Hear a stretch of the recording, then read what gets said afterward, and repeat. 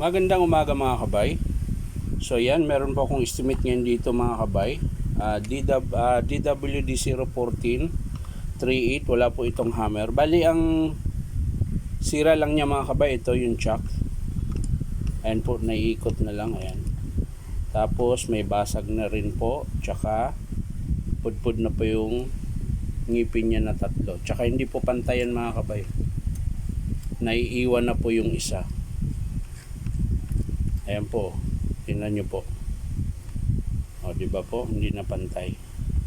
So ito mga kabay, gumagana po ito. Ayan, testing natin. Ayan po yung reverse mga kabay. Ayan yung po. So chuck lang po ang papalitan natin mga kabay. So tara, samahan nyo po ako. So ayan mga kabay, kinalas ko na po siya. Kasi para maganda yung pagkatanggal ng chuck. Ayan. So, kung meron kayong gato sa bahay mga kabay, pwede nyo itong tanggalin. Bali, sasapinan nyo lang po yung gear para hindi siya ma-damage. Yan. Iikutan nyo lang po dito ng 1, 2, 3, 4. Yan, 4. Tapos, bago nyo siya iipit sa gato mga kabay, sasapinan nyo siya uli ng basahan. Yan. Yan. Tapos, yan. Pwede nyo na pong ipit sa gato. Ayan mga kabay.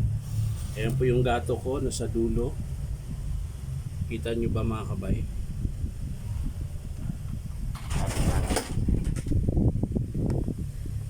Ayan. Ayan po yung gato. So ayan mga kabay, iipit ko lang to.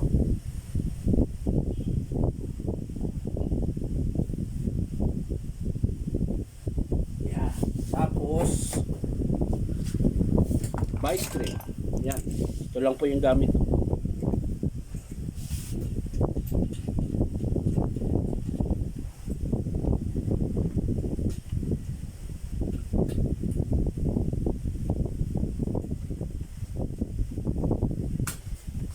Ikot nyo lang. Yan. Ayos na mga kabay. Alas na po siya. Ganun lang po kadali magtanggal ng chuck mga kabay. Pera na lang sa cordless mga kabay dahil matigas ho talaga yun, mga cordless drill. Yan, kalas na po siya mga kabay. So yan, saglit lang mga kabay, kukunin ko lang yung chuck. So yan mga kabay, so yan na mga kabay, nakabit ko na po yung chuck. So isasara na natin mga kabay. Yan. Sasara na natin ang dapat isara.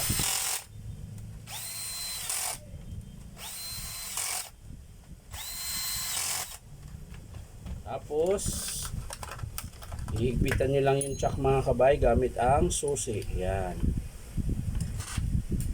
Isa, dalawa, tatlo. Yan. So okay na yun mga kabay. Testing natin. Ayan.